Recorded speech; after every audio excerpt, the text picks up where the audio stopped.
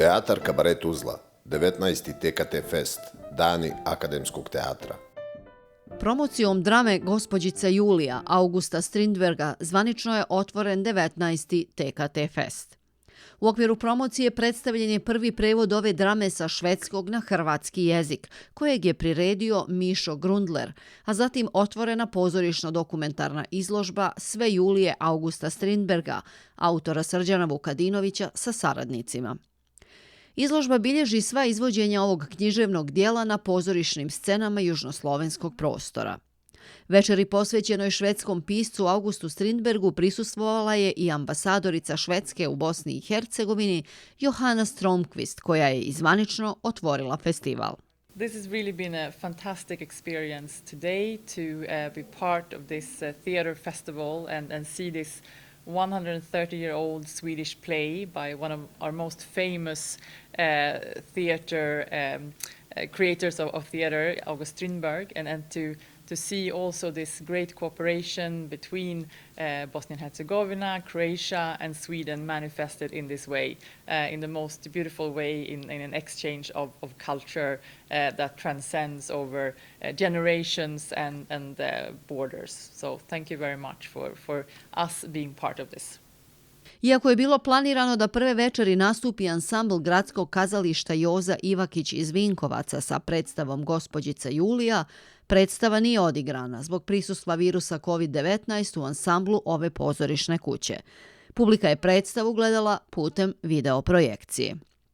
Naše kazalište nosi ime Joze Ivakića, vinkovačkog pisca, koji je napisao isto dosta drama i tako dalje, i komedija. Je bio redatelj predstave 1921. Gospođica Julija u Hrvatskom narodnom kazalištu u Osijeku. Ovo je 2021. 100 godina kasnije, Gradsko kazalište Joza Ivakić sa Gospođicom Julijom osvaja međunarodne nagrade. Gospođica Julija je drama švedskog književnika Augusta Strindberga napisana 1888. godine i premijerno izvedena 1906. Poznata je kao jedno od najznačajnijih dijela Strindbergovog opusa i takozvane nordijske drame, odnosno jedno od najčešće izvođenih i ekraniziranih dramskih dijela u 20. vijeku.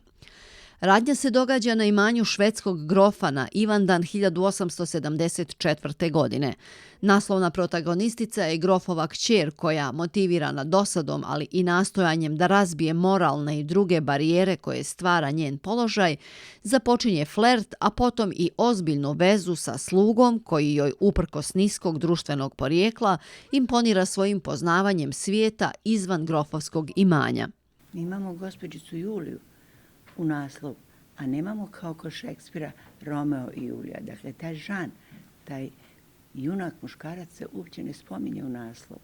On je jedan čovjek koji donosi britvu da bi se Julija ubila, za razliku od Romea koji zajedno sa svojom dragom umire.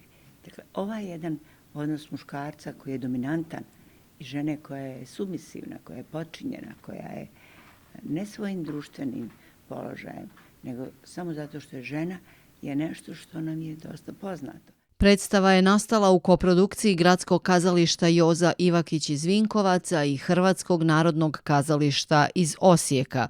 Režiju potpisuje Aida Bukvić, a u predstavi igraju Matea Marušić, Vladimir Tintor i Petra Blašković. Fenomenalan predstav, u stvari koja je jedna alegorija ljudskog života, napravljena tako davno, a i dalje aktuelna. Odnosi dva spola, odnosi ljudskih klasa i ono što nas dijeli, ono što nas spaja. Predstava kao predstava živi čitav život, uvijek je aktuelna, uvijek tražimo sebe, gdje smo, ko smo, kome pripadamo. Ja sam stvarno oduševljena. I kako da kažem, ta muška dominacija izgleda uvijek bila izražena i žao mi je što to još uvijek traje, ako ćete iskreno. Sigurno da je u ovoj priči o gospođici Juliji August Strindberg imao sopstveno iskustvo. I on je kao Žan bio sin sluge, a njegova žena je kao Julija bila aristokratske krvi i prva i druga žena su bile aristokratske krvi. I u tom periodu i te Švedske i tog nordijskog svijeta tamo krajem 19. vijeka nezamisliv je bio taj spoj, nezamislivo je bilo to pravo na izbor jednog ili drugog partnera za ovo što se događa u gospođici Juliji u toj ludoj ivanjskoj noći, u samo jednoj noći kada mnogi misle da je gospođica Julija poludjela. Tako da zapravo kroz ovu priču, kroz ove snažne naturalističke fragmente, August Strindberg pokušava da razbije neke klišeje, neke tabuje koji su postojali, a i koji postoje i danas. Zapravo ovo je jedna transmisija, iako je Julija pisana 1888. godine, nečega što se danas dešava.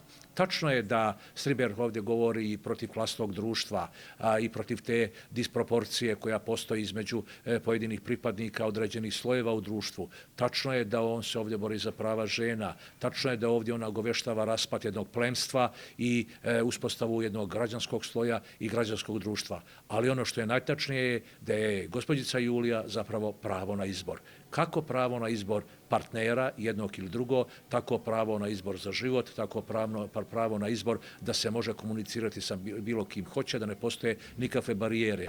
Drugog dana ovogodišnjeg TKT festa biće odigrana predstava Vla Vlajland kabare kazališta Moruzgva iz Zagreba.